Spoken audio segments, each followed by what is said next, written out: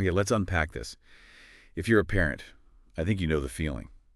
That constant battle, Mm. the whining, the nagging, just the endless button pushing, right? Oh, absolutely. And you try everything you know, pleading, explaining timeouts, taking stuff away. And honestly, despite doing your absolute best, it feels like nothing really truly works. Yeah, it's frustrating. Sometimes it even feels like it makes the behavior worse. It's just exhausting. It is, and our gut reaction almost always is to do something, isn't it? To jump in right away, correct it, engage with it head on. We Exactly. feel like if we just try harder or, find the perfect phrase, the perfect punishment maybe, then we'll finally make it stop. Right. You feel like you're not doing enough. But what if, and this is where the sources you shared really got me thinking, what if the problem isn't that you're not doing enough? Mm. What if you're actually maybe doing too much? What if, like, by constantly reacting, we're unknowingly feeding the fire we want to put out? That is the core idea, and it's pretty counterintuitive, the one we're really diving into today.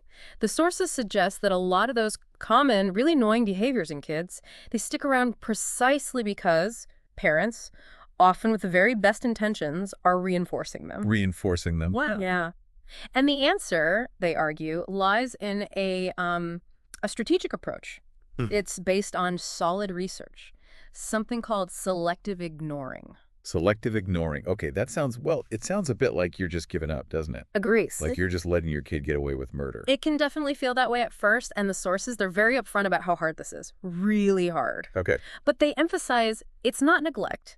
Not at all. It's a targeted strategy, and it's rooted in, well, decades of behavior modification research, specifically looking at the ABC pattern of behavior. ABC. Okay, antecedent behavior consequence. Is that right? That's it. What happens right before the behavior itself, and then critically what happens right after. Precisely.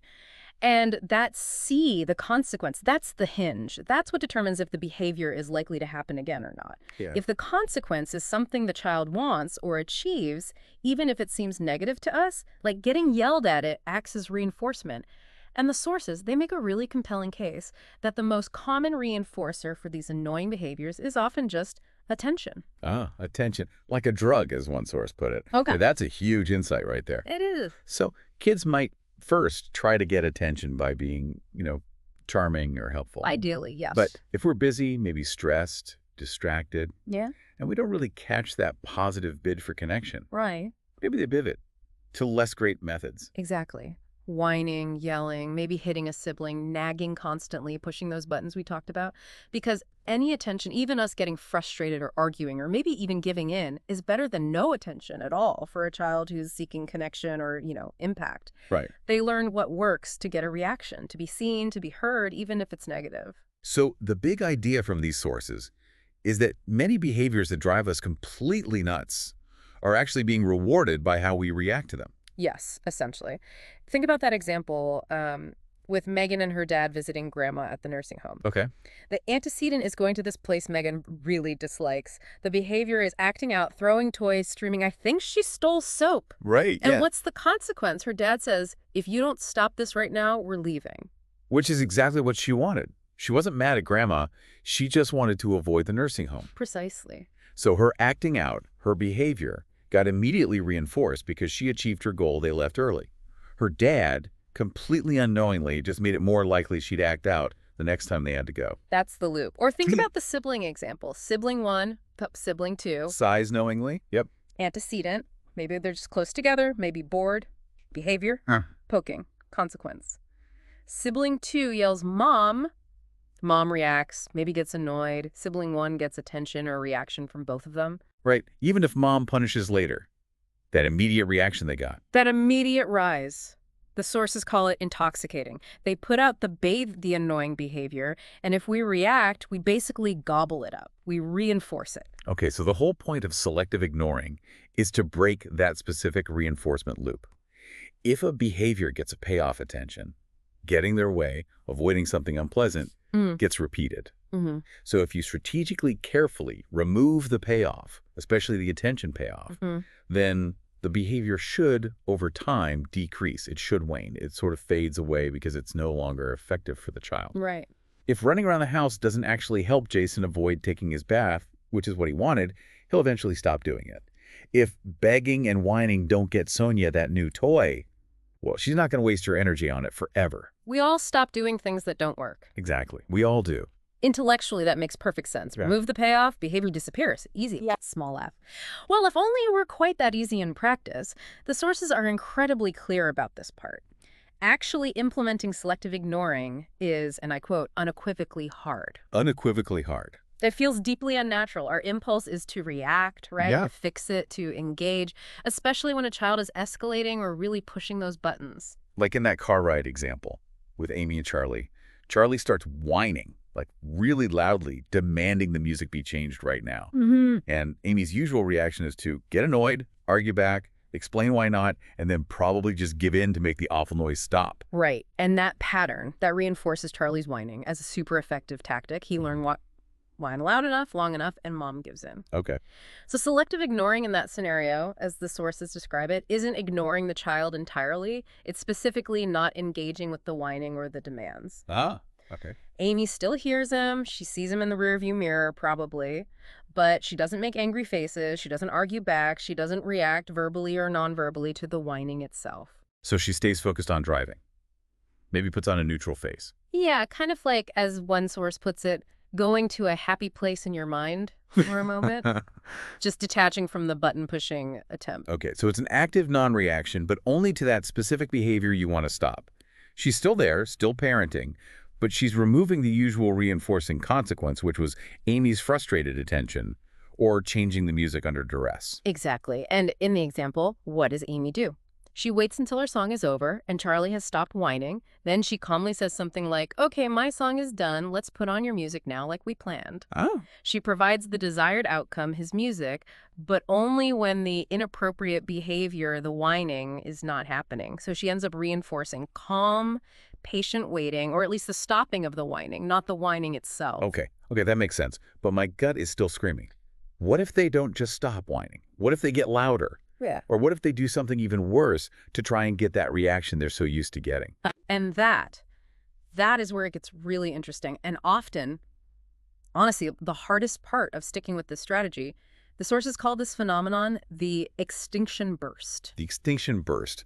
Wow, that sounds intense. Like a final, desperate flare-up. It really is. When you first stop reinforcing a behavior that used to work reliably for the child, they often escalate. It's like they're thinking, that didn't work this time. Maybe I need to try harder, be louder, keep going longer. Okay. The sources actually show graphs illustrating this. The target behavior, like whining or tantrums, spikes dramatically. It becomes more frequent, lasts longer, gets louder. They might even try out brand new, sometimes worse behaviors just to see what finally gets a reaction from you. So things almost certainly get worse before they get better. I remember seeing that graph for Rachel's whining in the sources. It spiked way up after they started ignoring, around day 11 or something, before it finally started to drop off. That spike is the extinction burst. It's the child testing your resolve, basically. They are pushing, really pushing, to see if the old way of getting attention or getting their way still works after all. Right. And the sources stress again and again. This is the moment where consistency is absolutely, fundamentally paramount. Because if you ignore it, and it gets worse and worse, and you finally crack during that burst and give in just to make it stop. You've just taught the child something really unhelpful. You've taught them that they have to escalate the behavior even further, maybe get really extreme to finally get what they want. You've inadvertently reinforced the extinction burst itself. Oh, that's such a painful trap to fall into. Like Jamie throwing game pieces at his mom after she took the Xbox away. She finally just gave in during this huge meltdown, saying, fine, play all night. The sources point out she totally reinforced that aggressive behavior because it worked when the initial whining didn't. It's so understandable, right? Because we're human, we get exhausted, we just want peace. Totally understandable. But the sources show how that one moment of giving in makes it so much harder in the long run. Exactly. But there's good news here, too.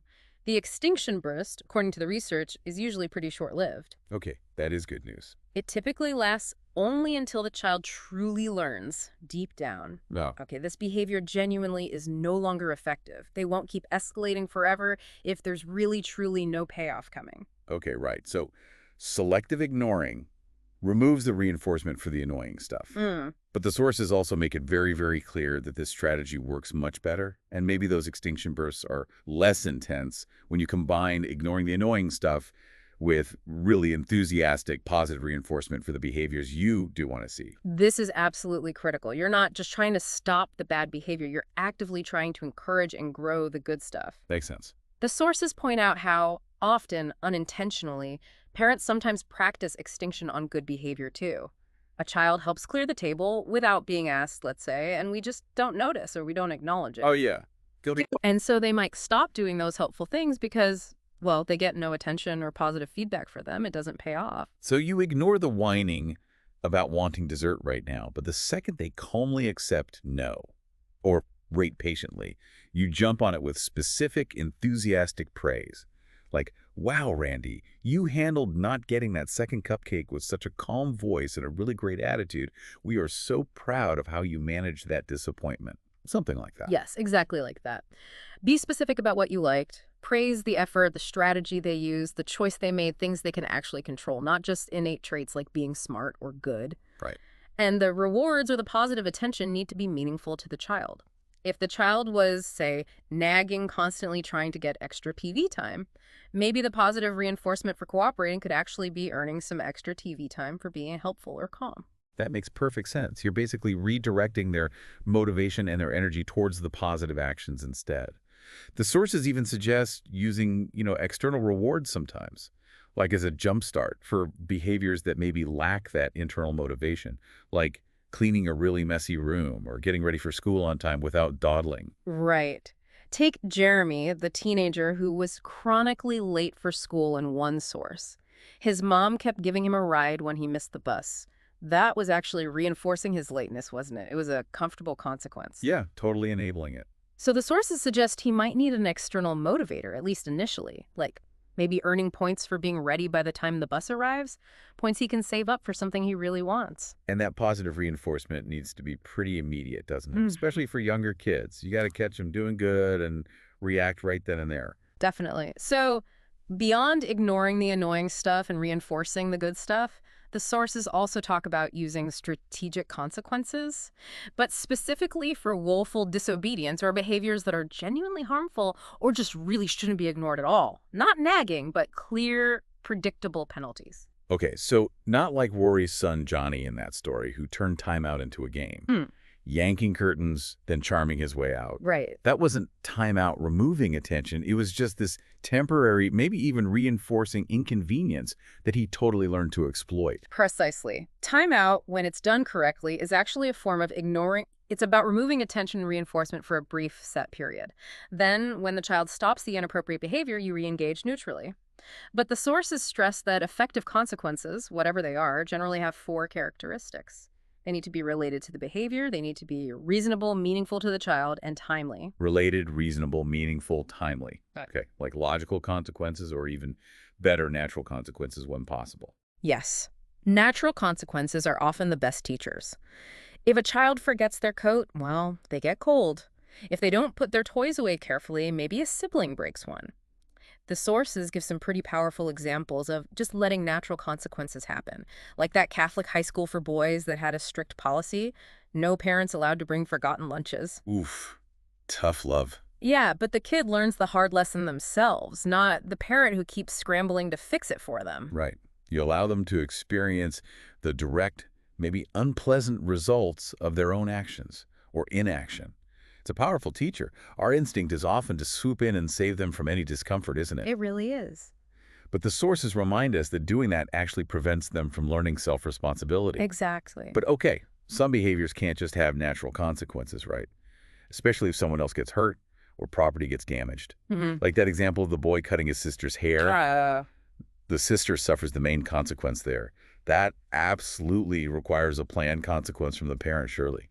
Absolutely. A logical consequence needs to be implemented there, and the sources also warn against consequences that are just excessive, like taking away all privileges at once.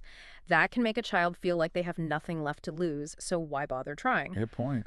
And, as we said, they must be meaningful to the child. Taking away a toy they haven't touched in months, that's not going to work. It's really a careful balance. Selectively ignore the annoying, enthusiastically reinforce the desired, and use logical or natural consequences thoughtfully for the willful or harmful stuff. And crucially, something else the sources really highlight is that prevention and planning can head off a lot of these issues before they even start. Yes. Simple things sometimes, like just making sure kids aren't overtired or overly hungry. HL out, hungry, angry, lonely, tired. Right. The sources note that young children especially often lack the ability to articulate, I'm feeling overwhelmed and I'm going to lose it if I don't eat something right now. They just lose it. Yeah. So keeping snacks handy for unexpected delays seems key. Basic, but key. And sticking to a schedule as much as possible. Kids, as the sources mention, really thrive on predictability, regular bedtimes, meal times, just predictable routines in general. Okay. And maybe planning ahead for potentially challenging situations like going out to eat at a restaurant instead of just defaulting to handing over screens all the time, which the sources caution can hinder social development. All right. Maybe bring a toy bag. A toy bag. Yeah, with some novel, engaging activities, maybe card games, small figures, coloring supplies. Things that require some interaction or quiet focus, rather than just passive screen time.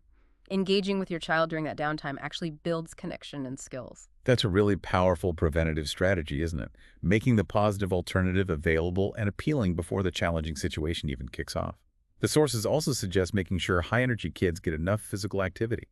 Even just 20 minutes can significantly improve their focus and self-control later on. Totally. And one of the most helpful, really practical tools the sources discuss for both planning ahead and implementing this whole approach effectively is tracking behavior. Tracking behavior, like keeping a literal log. That sounds like homework. Agrees. It can feel that way. Yeah.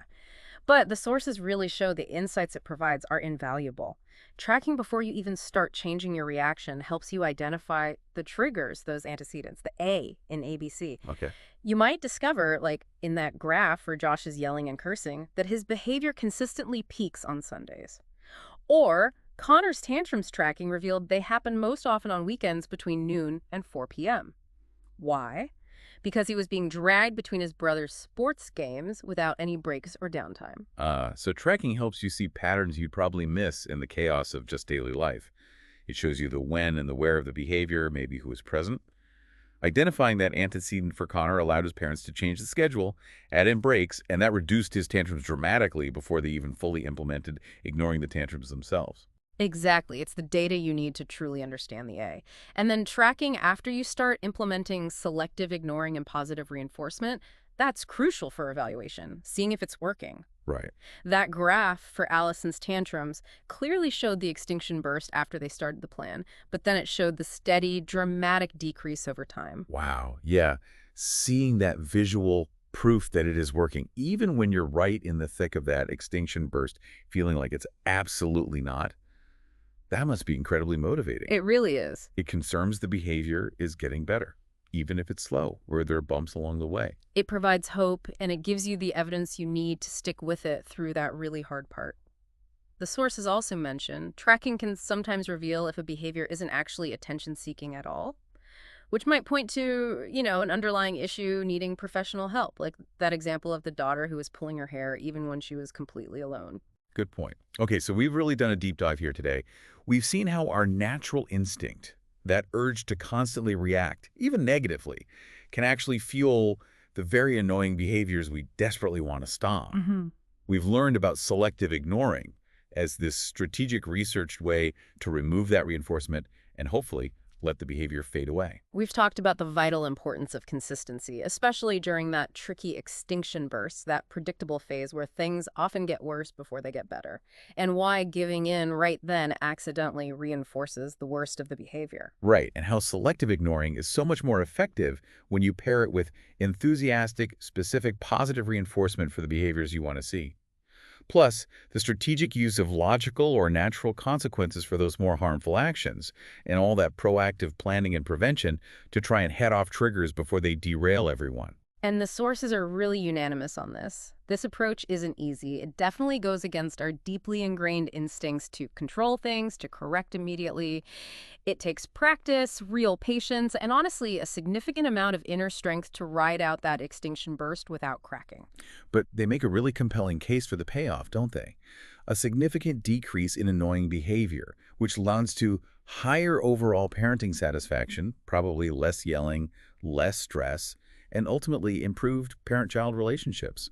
When you stop battling over all the small, annoying stuff, you free up so much energy for just positive connection. Absolutely. And remember, as the sources gently remind us, parenting just isn't 100% joyful all the time, and that is perfectly okay. You are human. You will absolutely make mistakes trying to implement this. You'll slip up. For sure. And you are still good enough, which is a far more realistic and frankly valuable goal than striving for some kind of unattainable perfection. That's a great reminder. So, as you listening wrap up this deep dive with us into the sources we explored, maybe take a moment to think about your biggest trigger behavior.